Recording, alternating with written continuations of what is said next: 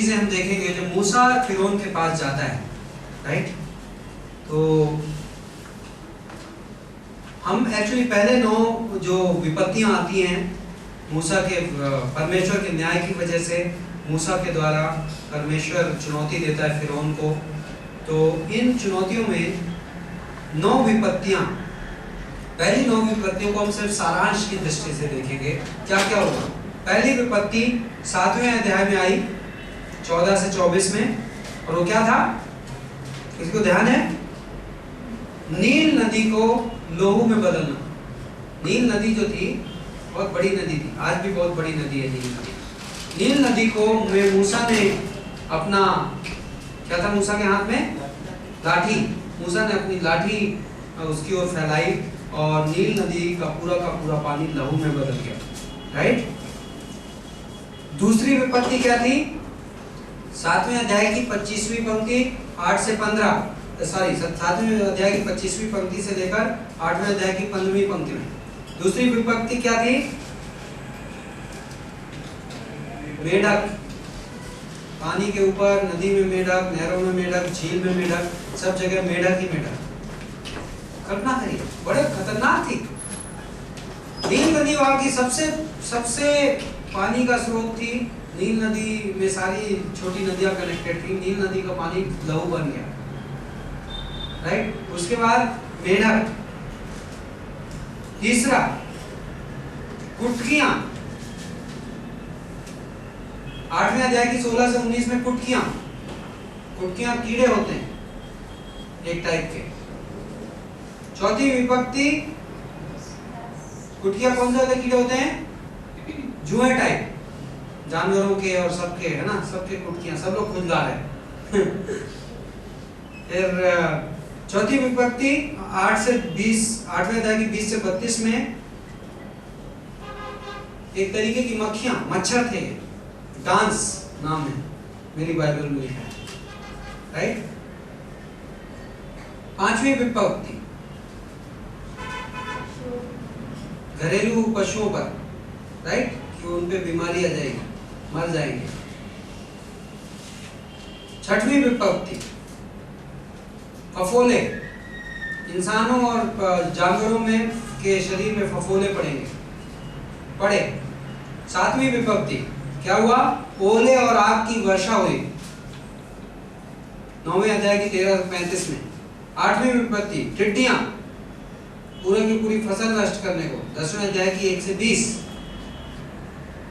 और 10वें अध्याय की 21 से 29 में 9वीं विपत्ति अंधकार, अंधेरा छा गया 3 दिन के लिए पूरे के पूरे मिस्र देश में। तो कल्पना करिए, यदि आपने ये पढ़ा होगा और पहले आपने इन हिस्सों पे मनन किया है, तो आपको ये पता है कि ये बड़ी भयंकर चीजें, और हमने पहले भी देखा है, हमने भूमिका देखी है। ये इस दुनिया का सबसे पावरफुल देश है। अमेरिका में ट्विन टावर में जाके हवाई जहाज ने टकरा दिया। अब क्या होते हैं, कितने महीनों तक वो न्यूज सुर्खियों में थी, सालों तक उसके बारे में लोग बातें करते रहे, किस वजह से हुआ, किसने साजिश की थी, क्या हुआ, राइट। न्यूज थी, न्यूज। मिस्र देश में ये 10 प्रकोप आए, बहुत बड़ी खबर थी, बहुत खतरनाक, और पूरे के पूरे देश में, बड़ा देश था ये, बहुत बड़ा और बहुत शक्तिशाली देश था। बहुत बुद्धिजीवी लोग होते थे, इनके अपने पास हर चीज बड़ी सिस्टमैटिक होती थी, बड़ी व्यवस्थित होती थी, संगठित होती थी। और इस माहौल में कुछ नहीं काम हो रहा। वो अपने जादूगरों को बुलाता है राजा, तो क्या करते हैं, किस प्रकोप में जाके जादूगर जवाब दे देते हैं?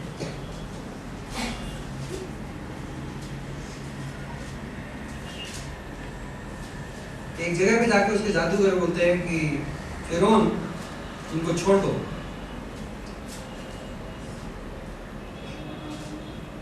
लहू वाला उन्होंने कर दिया, राइट। ओके, 8वें अध्याय की 19वीं पंक्ति में तीसरी विपत्ति, जब कुटकियां आई, तो 8वें अध्याय की 18वीं पंक्ति में, तब जादूगरों ने चाहा कि अपने तंत्र मंत्र के बल से हम भी कुटकियां ले आए, परंतु ये उनसे ना हो सका। 19वीं पंक्ति में तब जादूगरों ने फिरौन से कहा यह तो परमेश्वर के हाथ का काम है। तो भी यहोवा के कहने के अनुसार फिरौन का मन कठोर होता चला। ओके, एक दो चीजें इसमें जो ध्यान देने वाली हैं। पहली चीज ये है कि पहले 3 चमत्कारों में, पहले 3 विपत्तियों में विपत्तियां सब पे आई। मिस्र देश में जितने लोग रह रहे थे सब पे आई विपत्तियां, यहूदियों पे भी आई, मिस्र लोगों पे भी आई। लेकिन चौथी विपत्ति के बाद आप देखते हो कि प्रभु कहता है कि मैं मेरे लोगों को नहीं छूऊंगा, अब सिर्फ मिस्र के लोग छुए जाएंगे। इंपॉर्टेंट पॉइंट है कि प्रभु उन दोनों में अलगाव कर रहा है। प्रभु कह रहा है कि मिस्री लोगों में और मेरे लोगों में फर्क है। ओके, दूसरी एक इंपॉर्टेंट चीज है, बड़ी इंपॉर्टेंट चीज है। आप इन विपत्तियों का नेचर देखते हो, आपको लगता है कि इतनी विपत्ति क्यों प्रभु ने भेजी, राइट? लेकिन एक इंपॉर्टेंट संदेश है। ओके, एक पंक्ति मैं आपको पढ़ना चाहता हूं, 7वीं अध्याय की 3री पंक्ति में परमेश्वर कह रहा है, और मैं फिरौन के मन को कठोर कर दूंगा और अपने चिन्ह और चमत्कार मिस्र देश में बहुत से दिखलाऊंगा। मैं अपने बहुत से चमत्कार और चिन्ह मिस्र देश में दिखलाऊंगा, परमेश्वर कह रहा है मूसा, राइट? और आप देखते हैं कि ऐसे चिन्ह हो रहे हैं। तो करना करिए, इतनी बड़ी नदी, पूरी की पूरी नदी का पानी लहू में बदल गया। फिर मूसा ने प्रार्थना की, पानी वापस ठीक हो गया। उसके बाद पूरी नदी, पूरे नालियां, झील, सब में मेढक ही मेढक, जहां पांव रखो वहां मेढक। कहां से आए मेढक? मूसा ने प्रार्थना की, मेढक चले गए। कुटकियां आई, सबको खुजली हो रही, सबके यहाँ पे जू, आप गद्दे में जा रहे हो, आज सोने घर में जा रहे हो तो वहां से वो निकल रही, कीड़ियां निकल रही, हर जगह कीड़ियां ही कीड़ियां। मूसा ने प्रार्थना की, कीड़ियां चली गई, राइट? मक्खियों का अटैक आया, सबके घर में मक्खियां ही मक्खियां, जानवरों को मक्खी काट रही, बच्चों को मक्खी काट रही, बड़ों को मक्खी काट रही, पूरे देश में, राइट? तो ये सब चमत्कार थे, बड़े क्लियर कट चमत्कार थे। लेकिन इंटरेस्टिंग पार्ट ये है कि कुछ लेखकों ने इनकी स्टडी की और ये पाया ये सारे के सारे जो चमत्कार का टारगेट था, जैसे कीड़ियां और नील नदी, ये सब के सब परमेश्वर ने खास तौर से चुने थे। उदाहरण के तौर पे नील नदी की ये लोग पूजा करते थे, मिस्र देश के लोग। मेढक इनका एक देवता था जो मेढक के रूप का था। आप उससे रिलेट कर सकते हो, इंडिया के लोग रिलेट कर सकते हैं बड़ी आसानी से। आप लोग मेढक की पूजा कैसे कर सकते हैं? हाँ, इंडिया में बहुत होती है तरह तरह के चीजों की, राइट? गणपति विसर्जन 2 दिनों पहले हुआ है, राइट? तो यहाँ पर मेढक एक ऐसा उनका देवता था जो मेढक के रूप का था। एक उनका देवता था जो डांस, जो मक्खी के रूप में था। गाय बैलों में बीमारियां हुई, वो बैल को पूजते थे। कुल मिला के मैं ये कह रहा हूं, आप इसकी स्टडी अलग से कर सकते हैं, लेकिन इंपॉर्टेंट चीज ये है, परमेश्वर उन्हें एक चीज दिखा रहा है कि जिन चीजों की तुम आराधना करते हो वो चीजें मेरे कंट्रोल में, वो चीजें परमेश्वर नहीं। ये इंपॉर्टेंट मैसेज था। इन सारे चमत्कारों के पीछे परमेश्वर का एक संदेश था, ये आपको समझना है, ये इंपॉर्टेंट है। क्योंकि मुद्दा, बहुत सारे लोग आप यहाँ पे चमत्कार देख रहे हो, एक्चुअली आपको पता है ये चमत्कार कितने टाइम ड्यूरेशन में हुए? करीब करीब 9 महीने। क्योंकि पहले चमत्कार में ये कहता है कि नील नदी उस समय पूरे प्रवाह में थी, और ये चमत्कार माना जाता है कि करीब करीब जुलाई अगस्त के महीने में आई होगी, और जो आखिरी चमत्कार है वो अप्रैल के महीने में हुआ। जब पहला उठा, फसह का पर्व कब होता है? अप्रैल के महीने में होता है। यदि आप जुलाई से अप्रैल की देखेंगे तो करीब 9 महीने के, तो 9 महीने के ड्यूरेशन में एक दिन का मामला नहीं था, 9 महीने तक लगातार मिस्र देश में ये चीजें चल रही। और रोज मूसा फिरौन के महल के सामने खड़ा हो जाए, रोज या जितने दिन में प्रभु भेजे, और रोज हमेशा ये चल रहा, 9 महीने तक ये घटनाएं चल रही। तो मेरा पॉइंट ये है, मैं ये कह रहा था, जो मैं कहना चाह रहा हूँ वहां पे, कि परमेश्वर कहता है 7वें अध्याय की 3री पंक्ति में कि मैं अपने चिन्ह दिखाऊंगा। चिन्ह शब्द का मीनिंग कोई बता सकता है मुझे? गॉस्पेल्स की क्लास की थी यहाँ पे कुछ लोगों ने। चिन्ह के पीछे संदेश है। चिन्ह वो चमत्कार होता है जिसके पीछे एक संदेश होता है। चिन्ह, राइट? यूहन्ना की किताब में यूहन्ना कहता है कि उसने ऐसे बहुत सारे चिन्ह किए जिनको बारे में यदि मैं लिखने लगूं तो किताबें कम पड़ जाएंगी, लेकिन उनमें से कुछ चिन्ह मैं लिख रहा हूं जिससे तुम विश्वास कर सको, राइट? तो चिन्ह के पीछे एक संदेश होता है, राइट? ये इंपॉर्टेंट है। तो अब आप कहोगे परमेश्वर इतने सारे चमत्कार कर रहा था मूसा के जमाने में, लेकिन हम इतने सारे चमत्कार क्यों नहीं देखते? आपको एक इंटरेस्टिंग चीज समझिए, और कई सारे विश्वासी एक्चुअली अपनी फेथ चमत्कारों पर रख देते हैं कि मैं उस चर्च में जाऊंगा जहां बहुत सारे चमत्कार होते हैं। फर्क नहीं पड़ता कि चमत्कार कहां से हो रहे हैं, क्योंकि जो लोग साईं बाबा के मंदिर में जाते हैं वहां भी बहुत सारे चमत्कार होते हैं। तो क्या चमत्कार आपके विश्वास का आधार है? रियलिटी ये है, क्या आज की डेट पे वैसे चमत्कार होते हैं? क्या आप यीशु मसीह की सेवकाई को आज की डेट में कॉपी कर सकते हो? यीशु के टाइम में जैसे चमत्कार होते थे आज की डेट में होते हैं? उस क्वांटिटी में होते हैं, उस ग्रेविटी के चमत्कार होते हैं? क्या आपने लाजर, कोई दूसरे लाजर की खबर सुनी कि जिसको कि कब्र के बाहर से किसी ने चिल्लाया और उठ के खड़ा हो गया? नहीं होते। इनफैक्ट यदि आप बाइबल के स्टूडेंट हो तो आपको ये चीज जाननी चाहिए, यदि आप दुनिया का इतिहास देखें, बाइबल का इतिहास देखें शुरू से लेकर जब तक का लिखा हुआ है, तो आप एक चीज पाएंगे बड़ी इंटरेस्टिंग। इनफैक्ट बाइबल के बाद का भी यदि आप चर्च का इतिहास पढ़ें तो आप एक इंटरेस्टिंग चीज पाएंगे। परमेश्वर ने कुछ खास मौकों पर थोक के भाव में चमत्कार किए हैं, हमेशा नहीं, कुछ खास मौकों पर। आप अपनी बाइबल में देख सकते हैं। पहला मौका कब? अब आप अपने दिमाग से करिए, पहला मौका कब आप देखते हैं बाइबल में चमत्कार के बाद चमत्कार?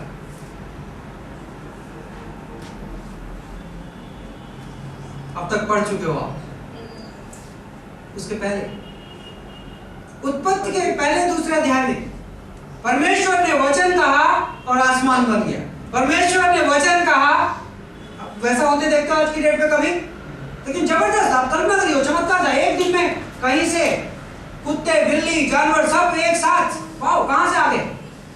परमेश्वर चमत्कार कर रहा था। 6 दिन में जबरदस्त चमत्कार हुए, पहला, राइट? उसके बाद आप बाइबल में चमत्कार देखते हो, इब्राहिम की कहानी में कोई मेजर, कोई ऐसा मिरेकल आता है? याकूब की कहानी में, इसहाक की कहानी में कहीं आता है? नहीं आता। अब कहीं उन कहानियों में मिरेकल्स नहीं देखते, चमत्कार नहीं देखते। सडनली अब आप निर्गमन की किताब में आते हो। निर्गमन की किताब में 6वें अध्याय से लेकर 12वें अध्याय तक चमत्कार के ऊपर चमत्कार। कहीं पे पानी खून में बदल रहा, कहीं पे मेढक आ रहे हैं, कहीं पे टिड्डी दल आ रहे हैं। आदमी प्रार्थना करता है, रुक जाते हैं, आदमी प्रार्थना करता है, चालू कर देते हैं, लकड़ी फेंकी जाती है तो सांप बन जाती है, राइट? चमत्कार पे चमत्कार आप देख रहे हैं। फिर सडनली उसके बाद बंद हो जाते हैं। आप आगे बढ़िए, शमूएल की किताब, नहीं मिलते चमत्कार। शमूएल नबी वचन लेकर आता है, इन चमत्कार सडनली नहीं मिलते मेजर। फिर आपको एक और टाइम आता है उसके बाद, पहला राजा की किताब और दूसरे राजा की किताब में एलिया नबी और एलीशा नबी। सडनली आप देखोगे कि उन कहानियों में चमत्कार और उससे बड़ी कहानियां हैं। एलिया नबी और एलीशा नबी की कहानियों में चमत्कार ही चमत्कार, राइट? उसके बाद आप फिर देखते हो चमत्कार बंद हो जाते हैं। बहुत सारे राजाओं की कहानियां हैं, बहुत सारे पीढ़ियां, हजारों साल कोई चमत्कारों के बारे में आप यशाया नबी, यिर्मयाह नबी, इन सब में आप कहीं कोई चमत्कार का जिक्र नहीं सुनते। मेजर, छोटे मोटे, मैं ये नहीं कह रहा हूं कि परमेश्वर चमत्कार नहीं करता, लेकिन मैं आपको एक पॉइंट दिखा रहा हूं।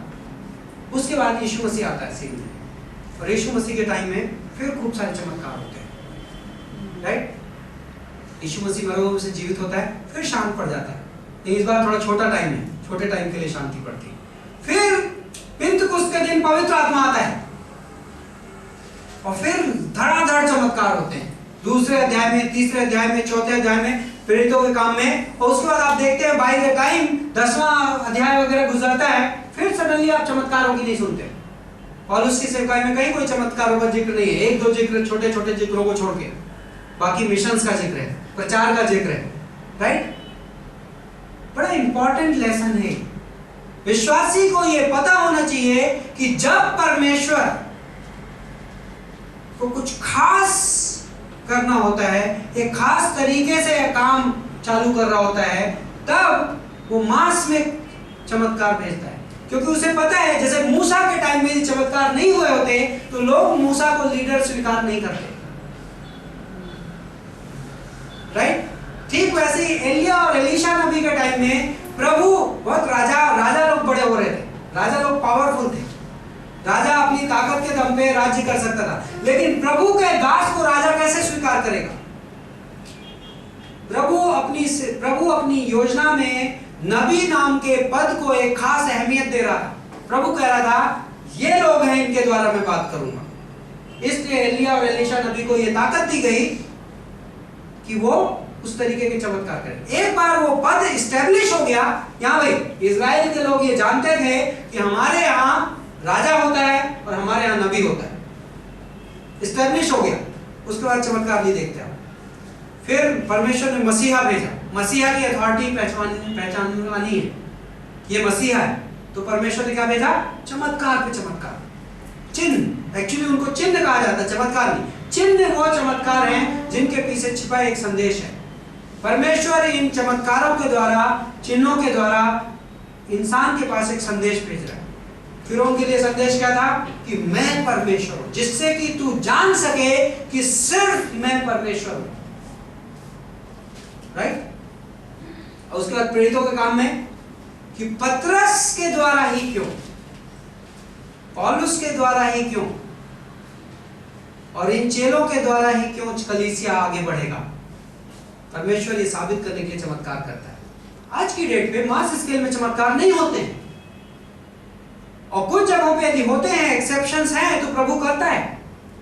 प्रभु ने कभी भी चमत्कार करने बंद नहीं किए दुनिया के इतिहास में, आज भी करता है और प्रभु करता है। लेकिन प्रभु ने मास स्केल के चमत्कार कुछ खास मौकों पे किए हैं, और इसलिए विश्वासी को अपना फेथ और अपने सारे निर्णयों का जो आधार है वो इन चिन्हों को नहीं रखना चाहिए। राइट? प्रभु हमारी जिंदगी में करता है। प्रभु, बाइबल कहता है कि प्रभु जिस पर करुणा करता है वो करता है, प्रभु जिसको कड़क करता है वो करता है, प्रभु यदि चमत्कार करता है तो करता है, प्रभु यदि चमत्कार नहीं करता तो नहीं करता है। सारे प्रभु की मर्जी है, हम और आप उसको नहीं कंट्रोल कर सकते। लेकिन एक पैटर्न के तौर पर हम ये समझते हैं कि प्रभु को जब कुछ खास करना होता है, यदि हमें प्रभु कुछ खास संदेश भेजना चाहता है, तब चमत्कार करता है। राइट? ओके, तो यहां से हम आगे बढ़ते हैं। एक इंपॉर्टेंट सिद्धांत इन चमत्कारों के बीच में और इन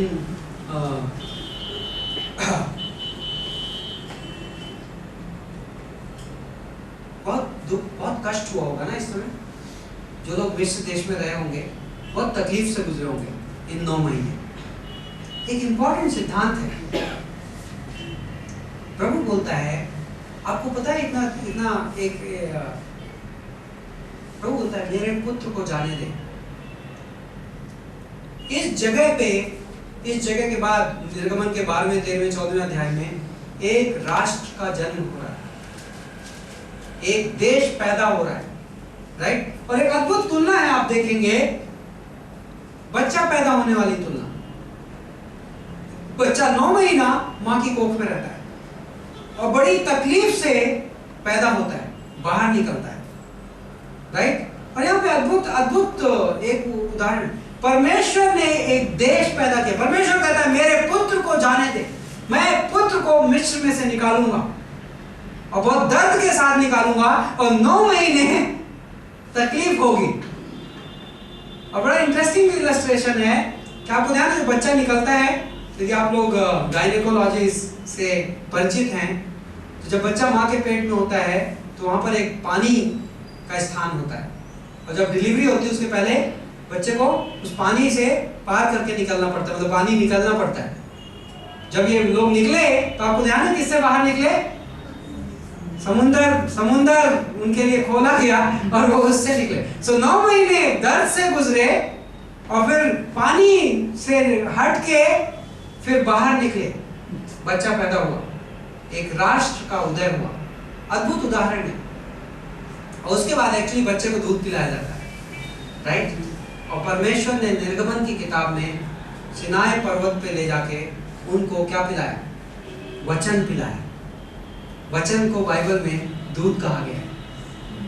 तो इंटरेस्टिंग सिद्धांत है, इंटरेस्टिंग तुलना है, बट मेरे ख्याल से बड़ी जायज है। परमेश्वर कहता है मेरे पुत्र को मैं बाहर ला रहा हूं। मेरा पुत्र अभी तक मिस्र देश में था, छुपा हुआ था, लेकिन अब ये राष्ट्र बनेगा, राइट? आगे चलते हैं।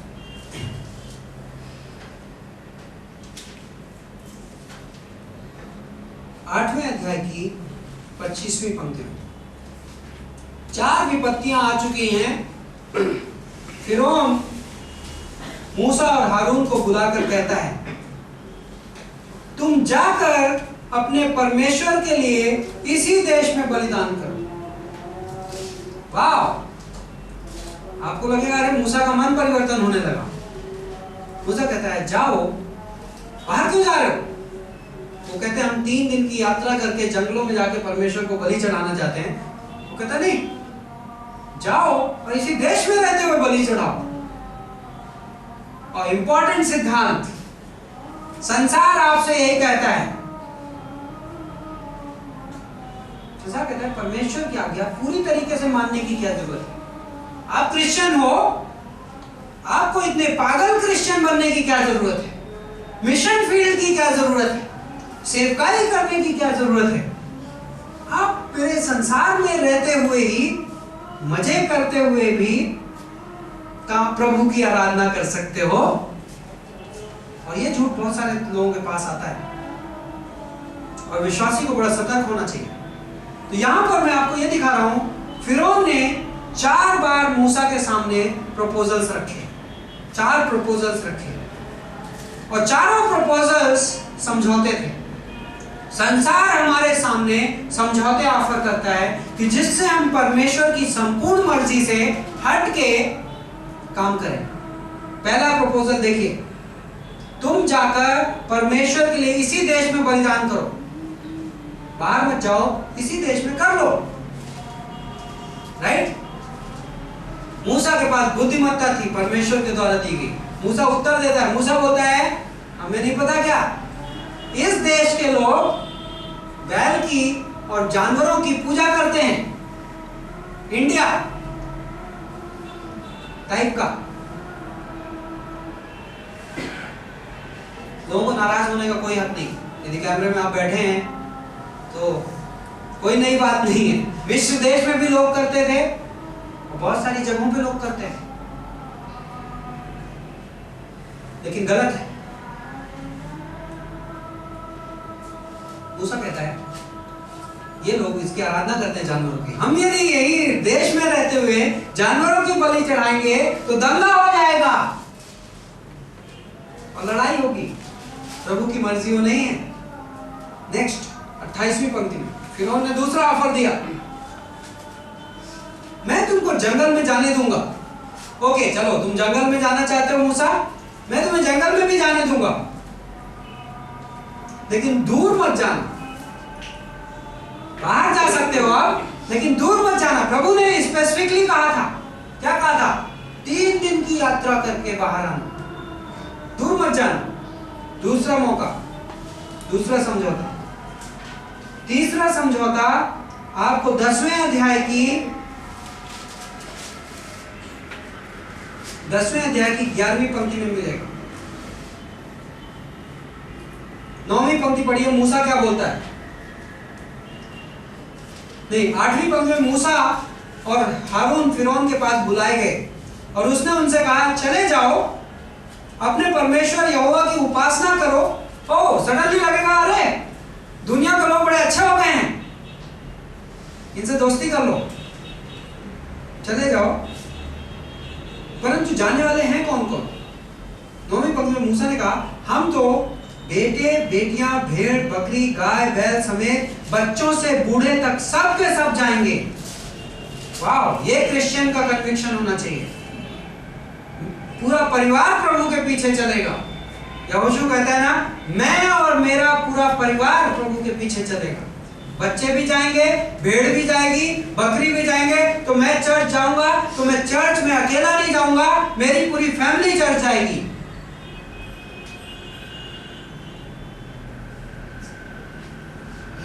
10वीं पंक्ति में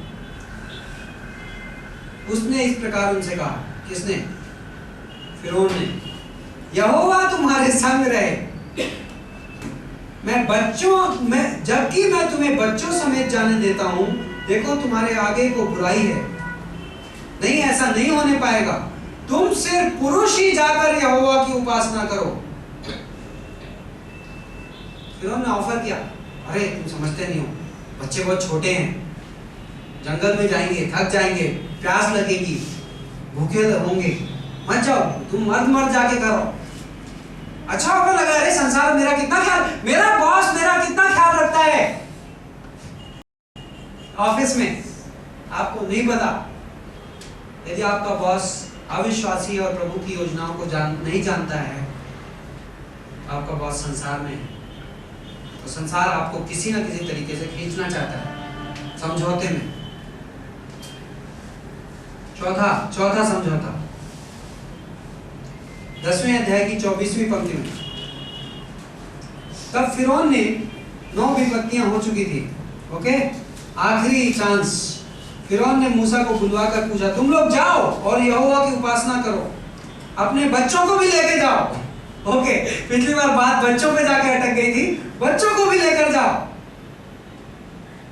केवल अपनी भेड़ बकरी और गाय बैल को छोड़ जाओ। वाह, आप कहोगे अब तो विक्ट्री हो ही गई, हाँ? बीवी भी मिल गई, बच्चे भी मिल गए, बुजुर्ग भी मिल गए, सब लोग जा सकते हैं, अब क्या प्रॉब्लम है? लेकिन मूसा के पास परमेश्वर की बुद्धिमत्ता थी। क्या प्रॉब्लम थी पता है आपको? यदि भेड़ बकरी नहीं जाएगी तो आप परमेश्वर की आराधना किससे करोगे, राइट? तो आप आज्ञा फिर भी पूरी नहीं मानोगे। तो फिरौन किसी ना किसी तरीके से, संसार किसी ना किसी तरीके से आपको परमेश्वर की संपूर्ण मर्जी पूरी करने से रोकना चाहता है। और जब आप परमेश्वर की संपूर्ण मर्जी पूरी करने से, आप चर्च जाते हो, आप संडे अटेंड करते हो, आप ये करते हो और आप वो करते हो, और संसार आपको संतुष्ट क्रिश्चियन बना के छोड़ देना चाहता है। जब तक कि आप प्रभु की संपूर्ण मर्जी में ना चलो, तब तक संसार खुश है, क्योंकि वो समझौता है, राइट? ये अद्भुत सिद्धांत है, अद्भुत है। आप देखिए यहाँ पर बाइबल में फिरौन 4 बार उसे ऑफर देता है, राइट? ओके, हम जाएंगे निर्गमन की किताब में, आपको मिलेगा मेल बलि और होम बलि दोनों। जब तंबू लगा दिया जाएगा और प्रभु मूसा को पूरी विधियां बताएगा, इनको विभिन्न तरीके की बलियां का क्या मीनिंग है, तो इसका पूरा बहुत अद्भुत है। ये हम निर्गमन की किताब में पढ़ेंगे, निर्गमन और लैब व्यवस्था में। आपके में कहां पर लिखा है मेल बलि और होम बलि? ओके, वो उसी पंक्ति में जो मैं पढ़ रहा था। ओके, तो मेरी बाइबल में सिर्फ बलियां लिखा है, हाँ, 10वें अध्याय की 25 में। ओके, हाँ, मेल बलि और होम बलि। तो मेल बलि और होम बलि 2 प्रकार की बलियां थी, लेकिन इसका एग्जैक्ट मीनिंग हम जब आएंगे मेल बलि और होम बलि तो डिटेल में पढ़ेंगे। तो यहाँ पे ये सारांश ये था कि मूसा को ये पता था कि हम जा रहे हैं और परमेश्वर की आज्ञा ये है कि हमें वहां पर पूरे परिवार के साथ बलियां चढ़ानी है, और यदि मैं बलियों की चीजें लेकर नहीं जाऊंगा तो मैं आज्ञा को अधूरे रूप से पूरा करूंगा, राइट? ओके, 9 विपत्तियां हो गई। परमेश्वर ने इन्हें 9 बार पश्चाताप करने का मौका दिया। 9 बार परमेश्वर ने फिरौन को पश्चाताप का मौका दिया। अब हम चलते हैं 11वें अध्याय में। 10वीं और आखिरी दंड। एक्चुअली 10 संपूर्णता की निशानी होता है कई जगहों पे, राइट? जब आप गिनती गिनते हो तो 1 से लेकर 10 तक, बेसिक गिनती कितनी है? 1 से 10 तक की। 10 इंसानी रूप से संपूर्णता की निशानी है। तो परमेश्वर ये आखिरी दंड दे रहा है इन लोगों।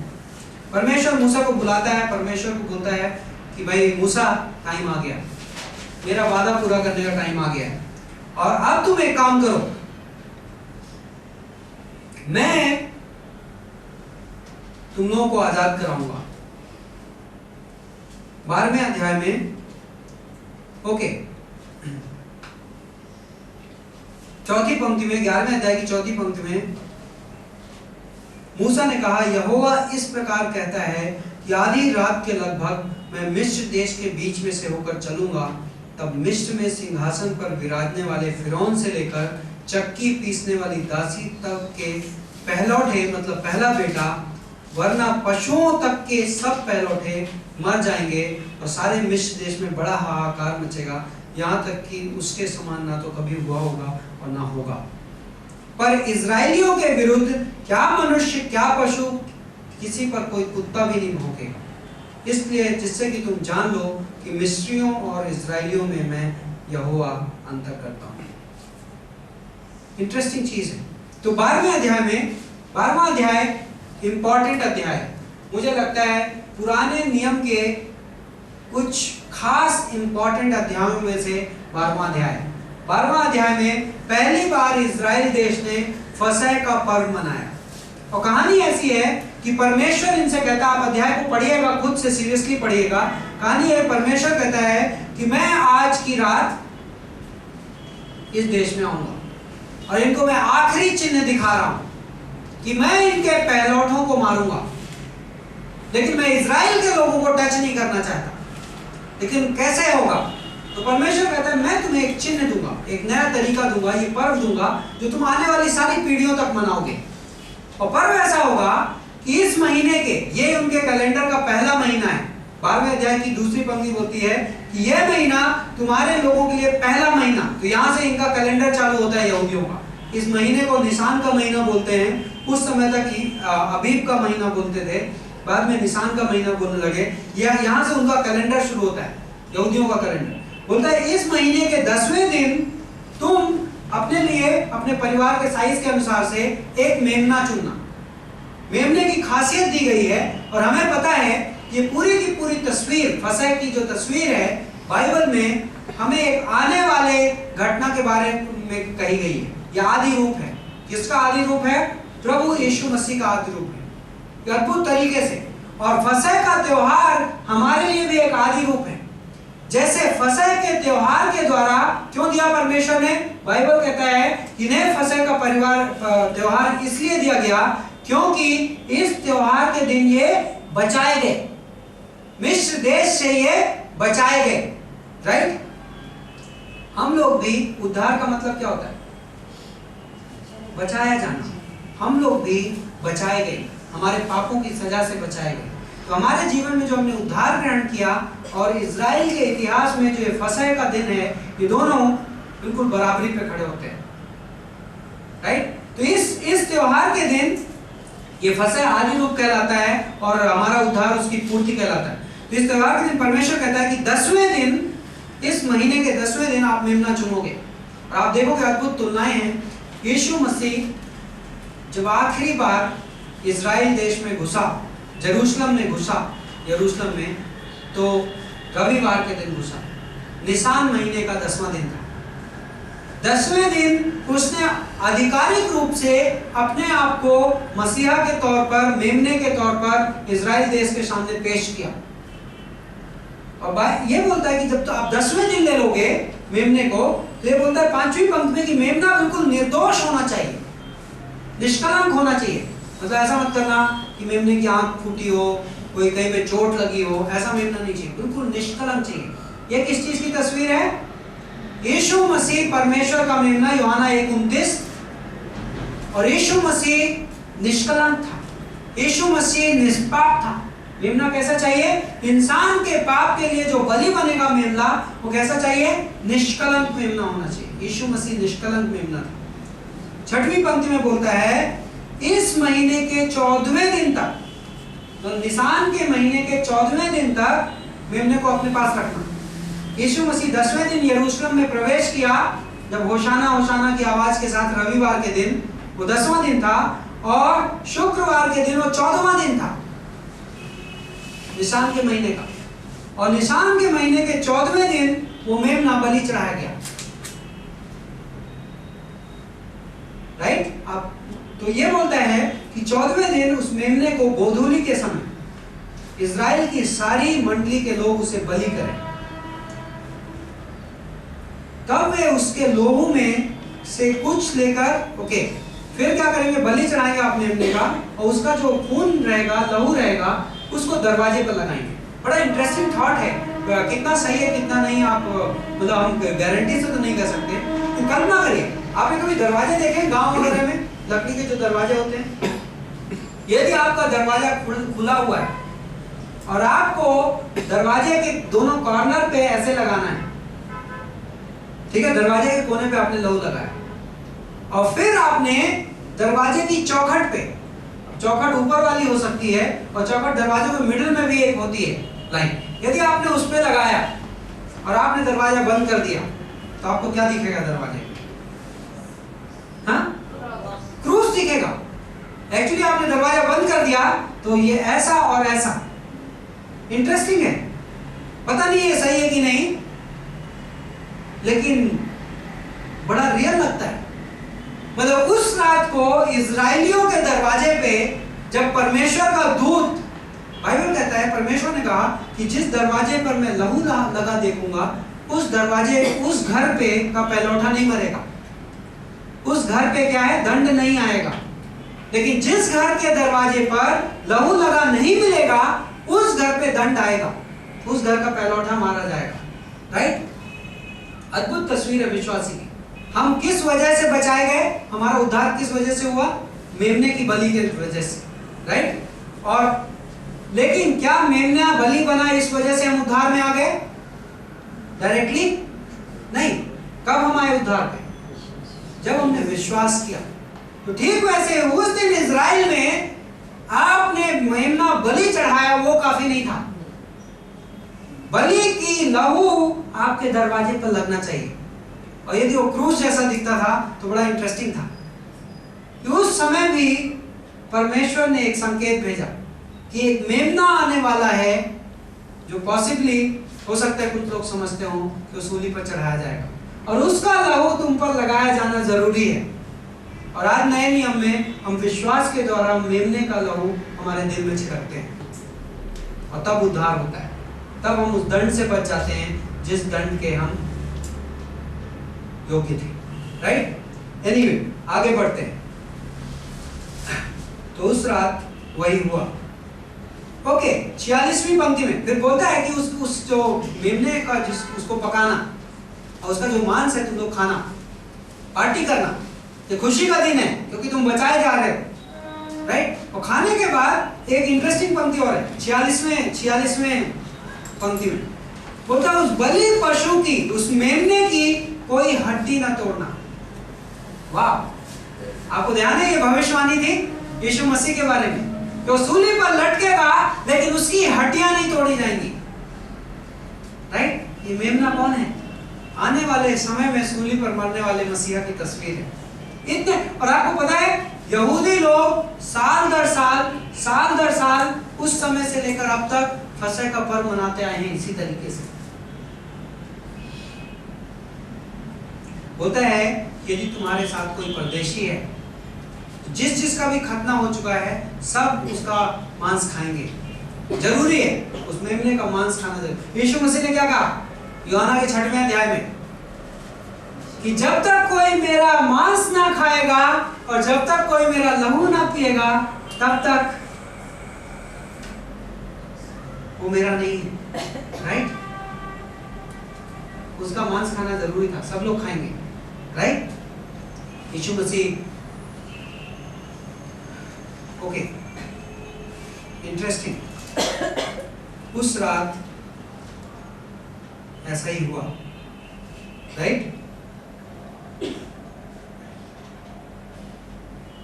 कहां पर है?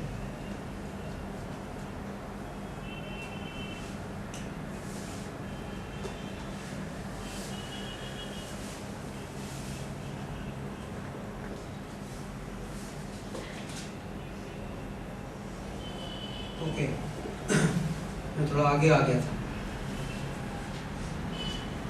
और ऐसा हुआ 29वीं पंक्ति में कि आधी रात को यहोवा ने मिस्र देश में सिंहासन पर विराजने वाले फिरौन से लेकर गड्ढे में पड़े हुए बंधुओं तक सबके पहलौठों को वरन पशुओं तक के पहलौठों को मार डाला और फिरौन रात को उठ गया।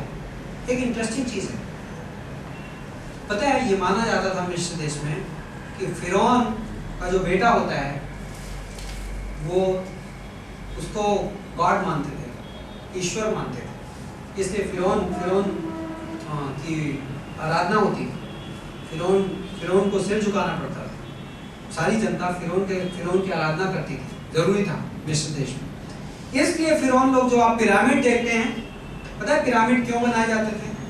वो प्रथा थी। यदि आप फिरौन हो, यदि आप फिरौन की गद्दी में बैठे हो अपने जीवन में, तो फिरौन चूंकि इंसान नहीं है पर में ईश्वर है, तो इसलिए फिरौन की जो शरीर है ना खत्म नहीं होना चाहिए। इसलिए फिरौन के शरीर को मसालों में लपेट के बड़ी उस टाइप की बिल्डिंग्स में रखा जाता था जिससे उसका शरीर सड़े ना, गले ना। वो उसके पीछे, प्रथा के पीछे कारण नहीं था। फिरौन सोचता था कि मेरा शरीर अमर होना चाहिए क्योंकि मैं ईश्वर हूँ। मरता था, उसके कोशिश करने से कुछ नहीं होता है। लेकिन फिरौन का जब बच्चा मारा गया, आप सोचिए ये इंपॉर्टेंट था, जब मिस्र देश में फिरौन का बच्चा मारा गया तो फिरौन का जो फेथ है वो पूरे देश की फेथ हिल गई, राइट? जिसको आप ईश्वर समझते हो मर गया बिना राजगद्दी में बैठे। तो उस दिन ये कहता है फिरौन उसके, तो रात में ये लोग उठे और फिर मिस्र देश में हाहाकार मचा क्योंकि कोई घर ऐसा नहीं था जिसमें कोई मरा ना हो।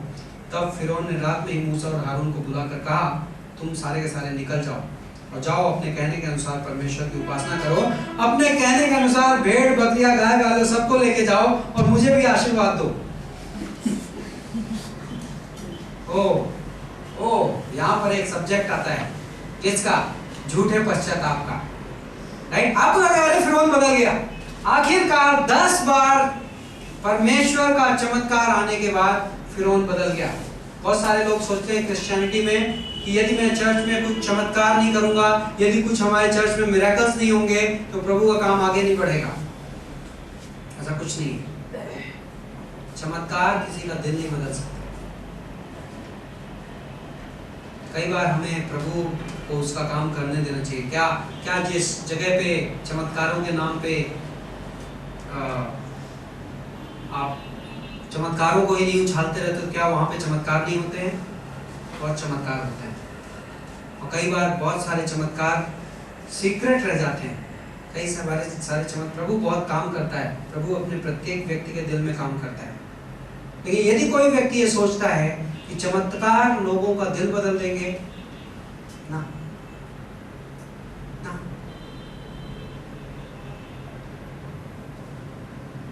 मैं तो ये मानता हूँ, मेरा व्यक्तिगत मानना है, और मैं किसी खास कलीसिया, खास मंडली का विरोध नहीं करता, लेकिन मैं ऐसी मंडलियों के बारे में जानता हूँ जहाँ लोग, क्रिश्चियन मंडली, और लोग ये क्लेम करते हैं कि वहाँ पे बहुत सारे चमत्कार होते हैं, और मैं उस क्लेम के बारे में कुछ नहीं कहना चाहता, प्रभु जानता है। लेकिन मैं ये जानता हूँ कि उस जगहों में लोग कई बार सालों गुजार के आते हैं और उन्हें सुसमाचार नहीं पता होगा, वो उधार नहीं ग्रहण करते।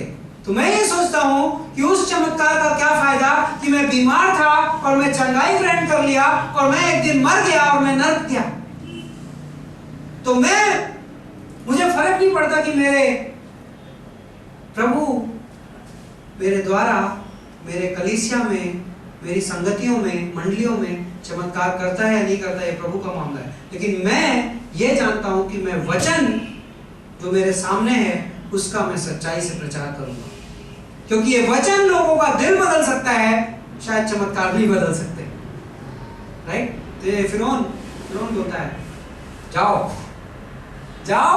और आराधना करो और मुझे भी आशीर्वाद दो। ऐसा लगा कि सडनली आदमी विश्वासी बन गया, नहीं, बहुत जल्दी पता चलेगा ऐसा नहीं। क्या आपको बाइबल में ऐसे उदाहरण मिलते हैं? इसको बोलते हैं झूठा पश्चाताप। एक चीज होती है अफसोस और एक चीज होती है पश्चाताप। पश्चाताप अफसोस नहीं है, अफसोस पश्चाताप नहीं है। अफसोस वो व्यक्ति तब करता है जब उसे अपनी गलती के परिणाम का डर लगता है। मैं चोरी किया और पकड़ा गया और अब मेरे पास में कुछ नहीं है, तो बेटा अफसोस करो, सॉरी बोल दो।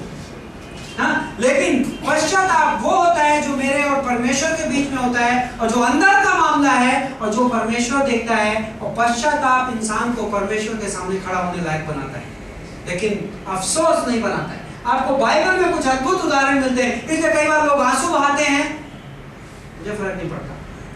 मैं प्रभु के दिए गए दयालुता के द्वारा उनको कंपैशन देता हूं और मैं मदद करता हूं, प्रार्थना करता हूं, लेकिन मुझे पता है कि इस दुनिया में बहुत तरीके के आंसू बहाए जाते हैं और मैं आंसुओं से प्रभावित नहीं होता हूं। और मैं आपके लिए प्रार्थना करूंगा, आपके आंसू झूठे हैं या सच्चे, मुझे उसको जज करने की कोई जरूरत नहीं।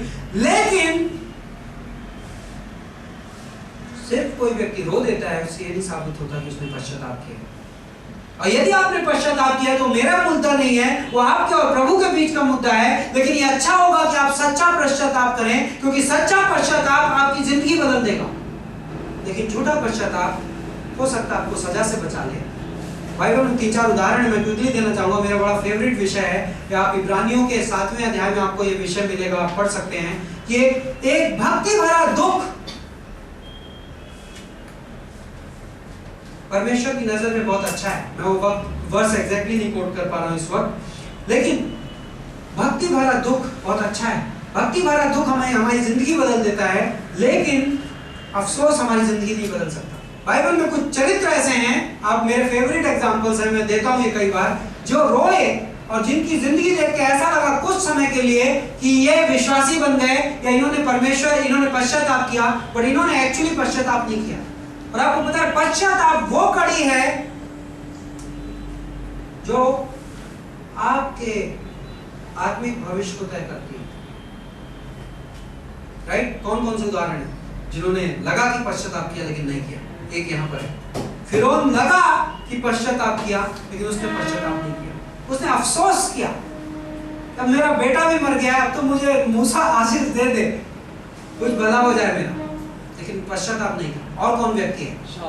शाऊल, पुराने नियम का शाऊल राजा, दाऊद के सामने रोता है। जब दाऊद ने उसकी जान बख्श दी थी गुफा के अंदर, 2 बार शाऊल रोता है, बोलता है मुझसे गलती हुई, लेकिन वो वापस आता है, वापस आक्रमण करता है। और कौन? नबूकदनेस्सर राजा, करेक्ट। नबूकदनेस्सर कहता है राजा क्या, इनका शद्रक, मेशक और अबेदनगो का परमेश्वर ही वाकई परमेश्वर है, राजा क्या कर दो। फिर उसका वापस, राइट? ओके। और यहूदा, यीशु मसीह का चेला यहूदा, जब यीशु मसीह सूली पर मर गया तो यहूदा 30 चांदी के सिक्के लेकर वापस जाता है मंदिर में, बोलता है गलत किया मैंने, सिक्के ले लो वापस।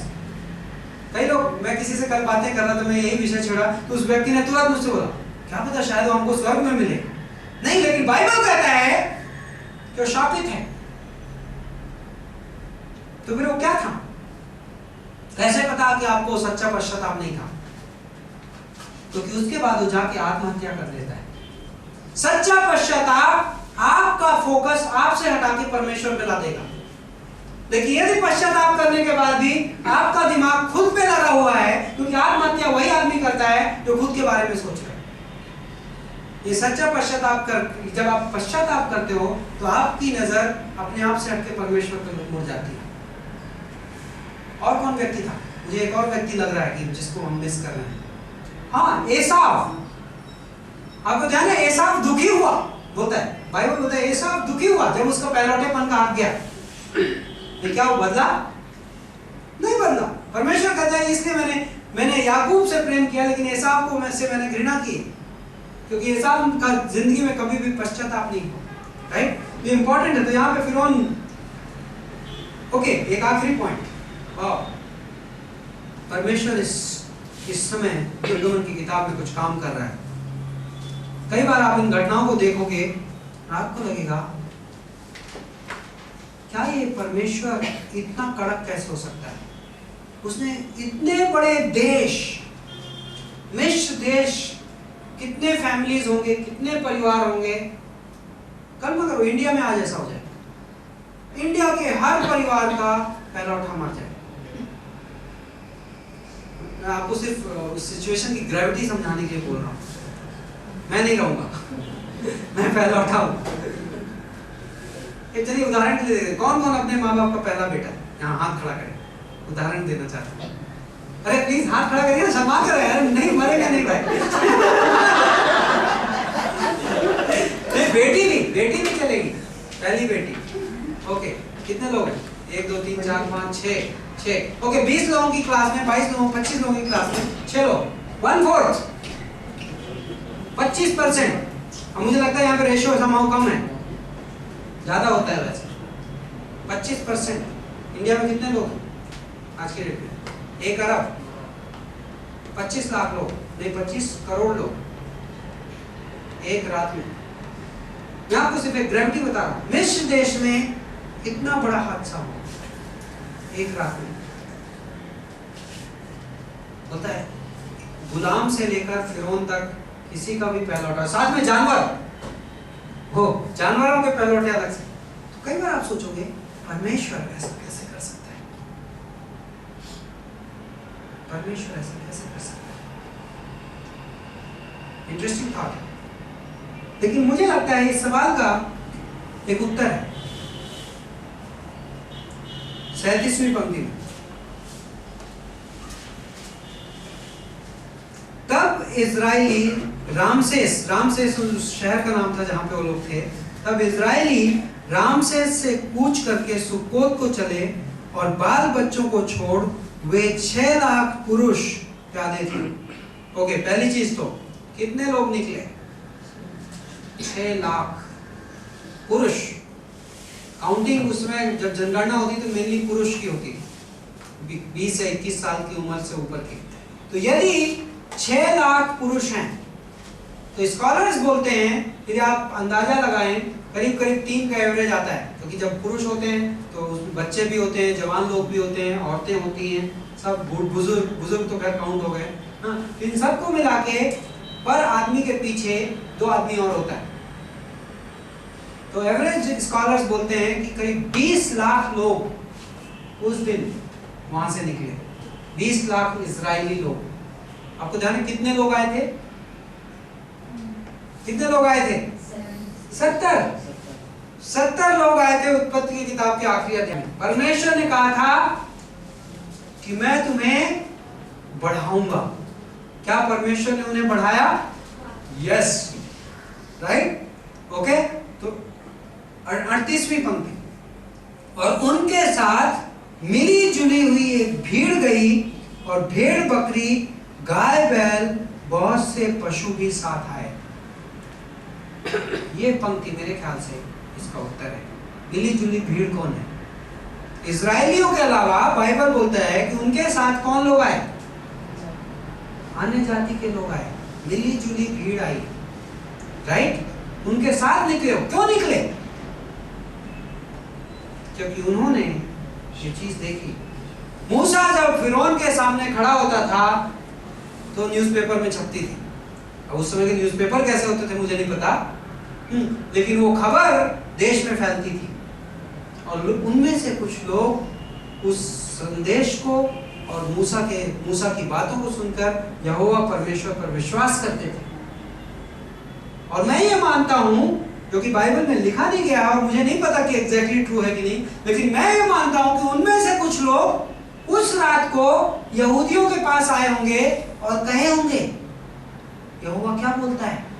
यहूदियों ने कहा होगा मेमने की बलि दो और उस लहू को दरवाजे पे लगाओ। और मुझे लगता है मैं कुछ कल्पनाएं कर रहा हूं, आप मुझे वो आजादी दीजिए, हाँ, और हम प्रभु से पूछेंगे स्वर्ग में जाके। और ये मेरा व्यक्तिगत मानना है, आप जरूर नहीं कि आप इससे एग्री हो, लेकिन मुझे लगता है कि उस दिन सिर्फ यहूदियों ने अपने दरवाजे पे लहू नहीं लगाया, बहुत सारे गैर यहूदियों ने भी लगाया होगा। तो कि जैसे आज कैसे होता है, लोग उस समाचार को सुनते हैं और कुछ विश्वास करते हैं और कुछ विश्वास नहीं करते हैं। और जो विश्वास करता है वो परमेश्वर का हो जाता है और जो विश्वास नहीं करता वो परमेश्वर का नहीं होता, वो दंड का पात्र होता है। तो इनमें से कुछ लोग बोले हम यहां रह के क्या करेंगे, तुम्हारे बीच में परमेश्वर है, हम तुम्हारे साथ चलेंगे। उस समय भी प्रचार चल रहा था, उस समय भी प्रचार चल रहा था, प्रभु अपने संदेश का प्रचार कर रहा था। तो मैं ये मानता हूं कि इन 10 विपत्तियों के बीच में सुनने वाले लोग सुन रहे थे और जिनके मन कड़क नहीं थे वो विश्वास कर रहे थे। मुद्दा ये था, लोग कहते हैं कि क्यों इतने सारे लोग मारे परमेश्वर ने, वही गलती तो फिरौन की थी, लेकिन इतने सारे लोग क्यों मारे गए? मुद्दा ये उठता है, क्या ये सारे लोग फिरौन को रोक नहीं सकते थे? क्वेश्चन। निर्णय सारे फिरौन ने लिए, तो निर्णय का जिम्मेदारी किस पे गई? फिरौन पे गई। फिर बेचारे लोग, देखो लोग कहते हैं बेचारे लोग क्यों उसमें फंसे? तो इनफैक्ट आप देखोगे कहां पर है, यहां पर एक पंक्ति है, मैं अब उस पंक्ति को खोजूंगा नहीं। एक पंक्ति है जहां पर लोग फिरौन के पास जाते हैं और लोग फिरौन से कहते हैं कि इन लोगों को जाने दो। लोग क्या ये काम पहले विपत्ति के बाद नहीं कर सकते थे? कर सकते थे, राइट? लोग कर सकते थे। तो सिर्फ एक चीज ध्यान रखिए, इंपॉर्टेंट प्रिंसिपल ये कानून भी बोलता है, हमारे सरकार का कानून भी ये चीज बोलता है कि जुर्म के जानबूझ के जुर्म को देखते हुए जुर्म के बारे में चुपचाप रहना या उसको दबा देना भी जुर्म है, राइट? करेक्ट? तो जब फिरौन परमेश्वर के खिलाफ बगावत कर रहा है और मैं उस देश में हूं और मैं उस बारे में कुछ नहीं कर रहा हूं व्यक्तिगत रूप से, ना ही फिरौन का नागरिक होने के रूप से, तो मैं क्या कर रहा हूं? मैं भी फिरौन के काम में शामिल हूं, राइट? और ये इंपॉर्टेंट प्रिंसिपल है। तो मैं ये मानता हूं कि लोग इतने बेचारे नहीं थे जितना हम कई बार सोच सकते हैं। लोगों ने अपने व्यक्तिगत निर्णय लिए थे और लोगों ने, तो जब प्रभु दंड देता है, क्योंकि प्रभु कभी भी अन्याय नहीं कर सकता, यदि प्रभु ने उन्हें दंड दिया तो उसके लिए वो स्वयं जिम्मेदार थे। हम प्रभु का चरित्र जानते हैं और हम ये जानते हैं कि प्रभु ने और प्रभु ने कितना मौका दिया, राइट? 10 भयंकर चमत्कार, 10 भयंकर चिन्ह कि कोई भी आदमी उन्हें देख के यदि उसका दिल खुला है तो वो समझ सकता है कि वाकई में ये परमेश्वर की ओर से। लेकिन रोमियो का एक कहता है, उन्होंने परमेश्वर को जानते हुए उसको धन्यवाद नहीं कहा, उसकी महिमा नहीं की, और इसलिए परमेश्वर ने उन्हें अंधकार के लिए छोड़ दिया, राइट? लेकिन इसमें कुछ लोग दिखते हैं हमें 38वीं पंक्ति में, जो मुझे बहुत आशा देती है कि यार कितना अद्भुत है कि उस खराब से देश में भी, खराब लीडरशिप, खराब देश, उन सब के बीच में भी कुछ लोग थे जिनके दिल खुले हुए और प्रभु ने उनके दिल में काम किए और वो प्रभु के लोगों के साथ चल दिए, राइट? तो आई थिंक यहाँ पे हम क्लोज करते हैं। हम थोड़ा सा ओके, आपको अगले हफ्ते कहाँ तक पढ़ के आना है? आप 40वां अध्याय तक पढ़ लीजिए, हो सकता है हम या 30वां तक पढ़िए। ओके, आज हमने 13वां अध्याय किया या 12वां किया, 12वां 13वां के आसपास हैं हम, और हम 30वें अध्याय तक अगले हफ्ते कोशिश करेंगे फिनिश करने की। बहुत अद्भुत, इनफैक्ट अब आपका पढ़ के आना बहुत क्रूशियल है, क्योंकि आप निर्गमन की किताब में, और मुझे पूरा भरोसा है कि आप में से कई लोगों ने निर्गमन की किताब या तो पढ़ी नहीं होगी, और यदि पढ़ी होगी तो सीरियसली नहीं पढ़ी होगी, और या ना समझते हुए पढ़ी होगी। तो हमारा, क्योंकि मैं जानता हूँ, मैं नया विश्वासी था एक टाइम में, तो मैं कुछ किताबों को स्किप कर देता था मुझे बहुत कठिन लगती थी। लेकिन विश्वास करिए कि इस क्लास के बाद मेरी जिम्मेदारी और मेरा बर्डन ये है कि अब आप पुराने नियम को अलग तरीके से पढ़ने लगेंगे, क्योंकि वही निर्गमन और लैव व्यवस्था की किताबों में इतना मीनिंग छुपा हुआ है। आपने एक अध्याय में देखा फसाए का मेमना, राइट? कि टांग नहीं तोड़ी जाएगी, उसको 10वें दिन अलग किया जाएगा, वो निष्कलंक होगा, राइट? प्रभु यीशु मसीह छिपा हुआ है सब जगह पे, राइट? और हम प्रभु यीशु मसीह को पाएंगे, तंबू में पाएंगे, हम उन बलियों में पाएंगे जिन बलियों की बात हो रही है, उन त्योहारों में पाएंगे। और अद्भुत है, आप निर्गमन की किताब पढ़ने के बाद आपको ये भरोसा जाए, जब यहूदी लोगों ने, वह अपनों के पास आया और अपनों ने उसे ग्रहण नहीं किया। और कई बार आप सोचते हो कि क्या यहूदी जिम्मेदार थे? क्या यहूदी बहुत ज्यादा जिम्मेदार थे। जब फरीसी लोग उसका मुकाबला करते हैं और जब वो फरीसियों को उत्तर देता है कि वो बोलता है, फरीसी उस पर इल्जाम लगा रहे हैं कि तुम सब्त का पालन नहीं कर रहे हो, और वो कहता है कि तुम ये नहीं जानते कि सब्त का प्रभु यहाँ खड़ा है, राइट? वो इंपॉर्टेंट था क्योंकि इनकी सारी रीति रिवाजों में, पूरे पुराने नियम में इतने बार मसीहा का जिक्र है, डायरेक्टली और इनडायरेक्टली, तो कैसे भूल सकते हैं, कैसे उसको मिस कर सकते हैं? बड़ी, जब आप पुराने नियम की इन गहराइयों को देखो तो आप कहोगे, आप कई बार लगेगा नहीं यार वो धोखा खा गए होंगे, वो नहीं पहचाने होंगे कि वाकई में यीशु मसीह है। लेकिन नहीं, आप उनका पुराना नियम देखो, आज भी यहूदी क्यों नहीं पहचानते कि यीशु मसीह है? बड़ी अजीब सी बात है, क्योंकि आप पुराना नियम देखो, कौन है फसह का मेमना? कौन है फसह का मेमना? कौन है जब परमेश्वर ने कहा इसहाक को बलि देते वक्त कि मेमना परमेश्वर देगा? कौन है परमेश्वर का मेमना? यदि यीशु मसीह नहीं है तो कहाँ है उत्तर उसका? कब दिया मैं परमेश्वर ने मेमना? अब तक तो सब यहूदी लोग अपना ही मेमना चढ़ाते रहे ना, तो परमेश्वर का दिया हुआ मेमना कहाँ है? तो ये सब उत्तर हैं जो आप निर्गमन की किताब लैब व्यवस्था विवरण पढ़ेंगे तो आप कहेंगे वाह, इतना कुछ मसीहा के बारे में लिखा हुआ है। ओके, आइए प्रार्थना करें। हे स्वर्गीय पिता परमेश्वर, हम धन्यवाद देते हैं आपके वचन के लिए, इस क्लास के लिए, ये सब कुछ चीज़ें जो हमें आप दिखा रहे हो, उन चीज़ों के लिए धन्यवाद देते हैं। आपसे प्रार्थना करते हैं प्रभु अनुग्रह की, आप हमें मदद करो, हमें स्फूर्ति दो हमारे शरीरों को, और अद्भुत तरीके से तेज से भर दो प्रभु आपके पवित्र आत्मा के द्वारा, क्योंकि आपका वचन ये वादा देता है, जिससे ये देरी ना नजर आए, ये समय ट्रेन के धक्के ना समझ में आए, और आप हमारे पूरे छात्रों पर अद्भुत अनुग्रह दो कि लोग मज़े से जाएं, संगति करते हुए जाएं, अपने मन में आपके लिए स्तुति और आराधना गाते हुए जाएं। हमें कल की सभाओं में अद्भुत अनुग्रह दो, लोगों की मदद करो, लोगों की ज़रूरतें पूरी करो, हमारे घरों के, परिवारों के, हमारे यहाँ पर मौजूद प्रत्येक व्यक्ति के परिवारों की ज़रूरतें, बहुत गहरी ज़रूरतें, प्रभु आप ऐसे दरवाजे खोलो कि हम भूल ना सकें और हम आपकी महिमा करने पर मजबूर हो जाए, और हम कहें कि वाकई हमारा परमेश्वर प्रभु यीशु मसीह के नाम से आमीन।